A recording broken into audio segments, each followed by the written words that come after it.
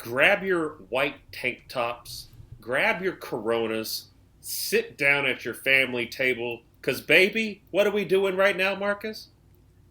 It's F9 time.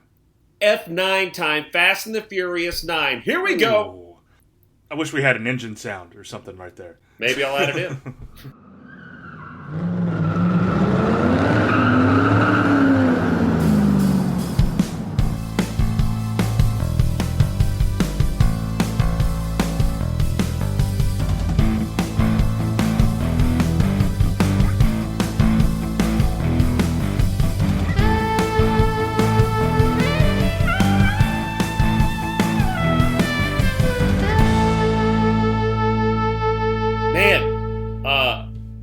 We normally do long podcasts with deep research and stuff like that, but that's not what this is. This is F9. This is about the most absurd series of movies that you can think of. I mean, what a world they've created from a pretty grounded Point Break with cars first movie that has spawned into a Fiat in space. That's what we got. Yeah. The Fast and Furious franchise has now turned into a choose your own adventure that is written by the audience, I think. I mean, because I feel like after Fate of the Furious, it was immediately, well, next people just writing in forums, they gotta go to space. You gotta put them in space. I mean, there were Reddit threads, there was all over social media, anywhere that, oh, well, they're gonna go to space. And things like, can they ever die? And I love it. In this movie, they address all of it. And they must have been like, you know what? Fuck yeah, we can. Yeah. We can do anything we want to do. Yeah. It's great. And, yeah, it is. And they've created this reality where it's like, of course you don't I don't think you buy into it like it's Lawrence of fucking Arabia or something like that, but I don't think you care. They've done this really brilliant thing where you're just like, they want it. The audience wants them to do wild shit. Sure. They don't care. It's less about giving me this grounded, gritty crime drama like they try to do in the first. It's like, make my eyes bug out and go, holy shit. Right. That's all they want. It is. I wouldn't say it's on the line, but it is doing what Mission Impossible does. But Mission Impossible still carries a story. But now, we find ourselves asking every new Mission Impossible, what's the new stunt going to be? What's the big one? What are the set pieces going to be like and everything too? To where we like the story and it's fun, but we just want to see Tom Cruise hang off shit. And now we just want to see Dom get in fights. We want to see them talk about family. We want to see how many Coronas they drink. We want to see the biggest guys getting in fights. We want to see cars, doing crazy shit, and we get it every single time. Every single time. Furious. Yes, we talk about this a lot. No movie needs to overthink itself to where you don't give people what they want, right? Like, if you were to do another John Wick and you had less fighting, right? You say, what the fuck are you doing? If you were to do Raid 3 and you did a bunch of CGI shit, people would be like, why would you do this? Yeah. And Fast and Furious is like, we know what side our bread is buttered on. We're not going to be like, you know what? Let's try some gluten-free shit right now. No. Yeah. No. And now Vin Diesel has come out and said there's going to be a 2-part F10. A 2-part? I didn't see that. A 2-part F10. Yeah, that was what I heard, and I think he talks about that in an interview he gave about F9. That it's going to be a 2-parter. If I'm wrong, feel free to roast me on social media. At BB Karate Podcast on Instagram and Twitter, and that's our Gmail, and our Facebook is Bullets Bourbon and Karate. Now that that's out of the way, this is not what this is about. This is about praising the Fast and the Furious franchise, because it must be, just the sheer number of movies that have made it into the theaters, this must be one of the most profitable franchises of all time. It's got to be, yeah, and I was about to look that. Did you already look up the info on it for the weekend I and haven't. stuff like that? Okay. I haven't, but... Avatar, I think, is Avatar or Endgame at this point. It seems to be switching, but it's the most profitable movies of all time. And I would assume Marvel, if you count them as an entire franchise, is the most profitable of all time. Certainly over $1 billion or multiple billions of dollars. But I wonder, outside of that, is it Fast and the Furious? They've done almost 10 movies now. Well, 10 if you count Hobbs and Shaw, right? Yeah, right. And Tokyo Drift. Yeah. But the budget was estimated between 200 is estimated between 200 and 225 million. Give them more money. Give them more money. Give them more money. Opening weekend, it blew $70 million debut with, just coming out of COVID. Yeah. We got to think about that because all these box numbers, it was until Black Widow recently, it was the highest box office of a post-pandemic release. Right. Which is great. And it says the biggest box office opening since Star Wars Rise of Skywalker in December of 2019. Makes sense. Yeah. This genre fits every age group. It is that sweet point of... You're absolutely correct. It fits 8-year-olds, 12-year-olds, 16-year-olds, 38-year-old. I'm 42, and I love these movies.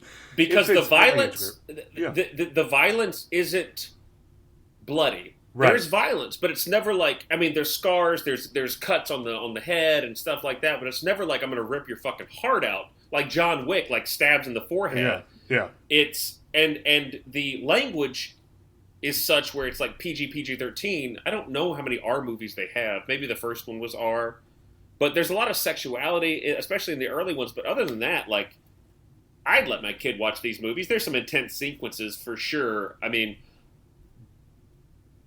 But yeah, you're right. I could see a 12-year-old Adam would have gone nuts for this fucking movie. Oh yeah, easily. You got so much comic relief, maybe too much in this movie, but who the hell cares? And then you have these incredible fight scenes, action sequences. Give it to me, baby, all day.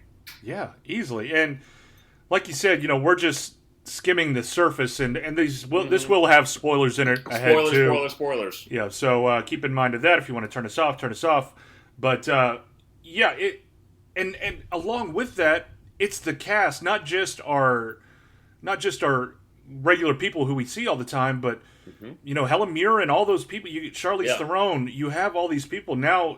Cena's asking probably more money. I'm wondering what his contract was like for this coming into this. Yeah, he's been doing good with the comedy side of stuff too, and now seeing him in action.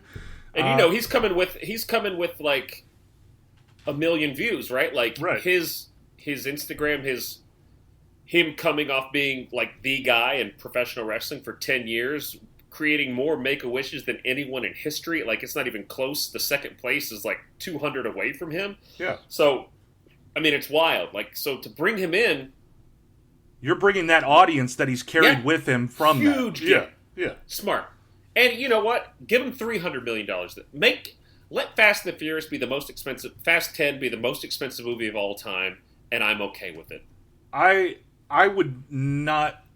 be surprised if that was kind of a thing that they did, and I don't see why especially if 10's a two-parter and you have it opening after this whole shit's cleared, COVID's kind of gone, people are back in the theaters and feeling good. I don't see why they just give like a big fuck you to Hollywood and make the most expensive movie, and it just with a two-parter shit. Yeah. Give me Lord of the Rings: Return of the King, but with cars. You know? Right.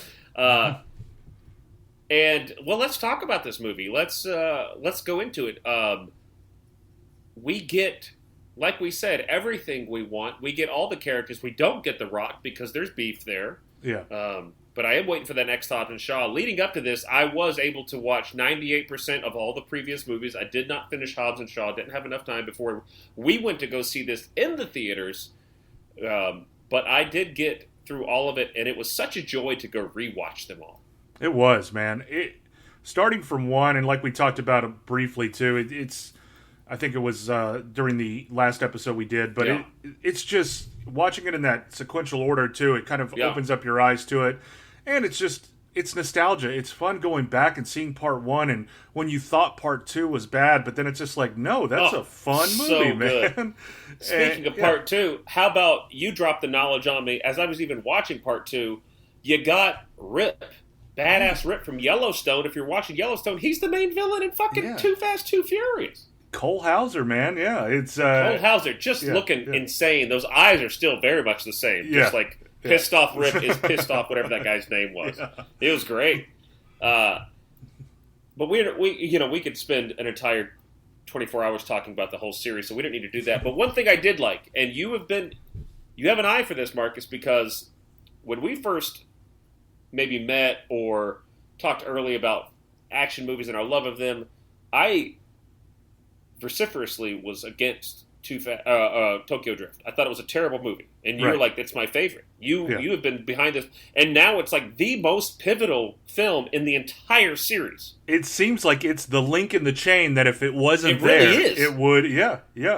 I mean, you think about like everything that happened in this movie specifically with all of Han's storylines, right? The way they involved Deckard Shaw, the way Mr. Nobody was trying to get Han, it all spawns from Tokyo Drift.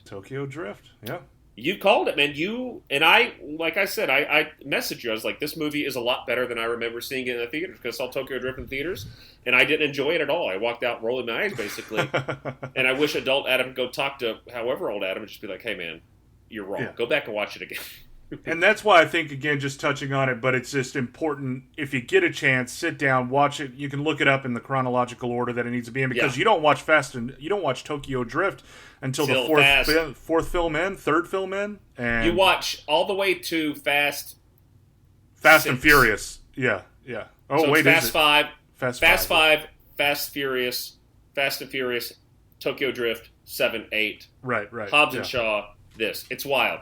And like everything, like we said, everything they played a puzzle game with Tokyo Drift, and it is the linchpin for everything that happens. It is. It's amazing. Yeah, and let's start talking about it, because the first scene we get is something that I've been wanting to see since Fast and Furious 1. I wanted to see Dom beat the shit out of the guy who killed his dad.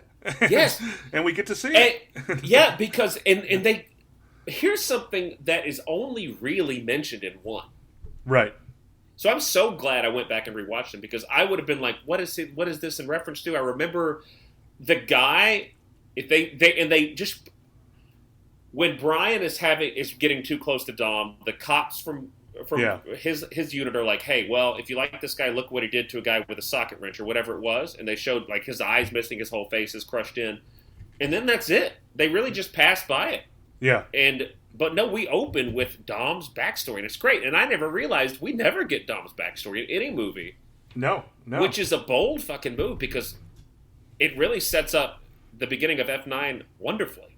Yeah, and I think, probably about, I don't want to give it too much, but I think it's about 15-20% of this is going back to backstory. Yeah. We have it peppered in every now and then, and it works. It works fine. Yeah. And it's, because it has to bring in Jacob for John Cena, his brother. And it works really well in helping you, find out exactly, okay, this is the relationship the family had. Yep. This is where family started. We get some good family quotes from Dom's dad, from Mr. Toretto. Yeah. You told me that before Fast 9, you said it was like 35 times he mentions the word family. Something like, I don't recall the exact number, 33 or 35. Yeah, something like that. Well, now it's probably closer to 40, right? It is. Oh, it has to be, yeah. Because family's a big part of this. Family, as you know, this shouldn't be a surprise to you, because we mentioned spoilers. John Cena was discovered that he is his brother, but that's a red herring. John Cena, as the brother Dom thinks killed his brother, but it's not. Turns out the dad was just throwing a race, which Dom never thought he would do. And I don't know. My only issue with this is that I get John Cena being the super spy. Yeah. I want to know when Dom learned all this shit. It's hinted he's a genius and he knows a lot about cars. Great. Yeah. Like literal genius. And everyone's like, he's the smart one. He goes to jail, gets buff, comes out. I want to know when he was like a master strategizer, a military expert, a hand-to-hand combat. When does this all happen? He must have... And maybe that's what 10 sort of gets into. Maybe we get a new person in 10 that's sort of like his... sensei or something like that. Yeah. I mean, I don't want to jump ahead, but I guess we can. We can just go all everywhere we want. But at the end of F9 here, we get the car rolling up. They're in the backyard of Dom's house. They're having the good old picnic at the table, and we get a car that pulls up. We don't see who gets out, but I mean, I'm guessing that it's meant to be Jacob, right? Is that what it's? No, it's Brian. Oh, is it? Oh, okay. That makes sense. Paul Walker. I see what you were saying to me right after the movie. Then that makes more sense. Okay, I get it. So at the end.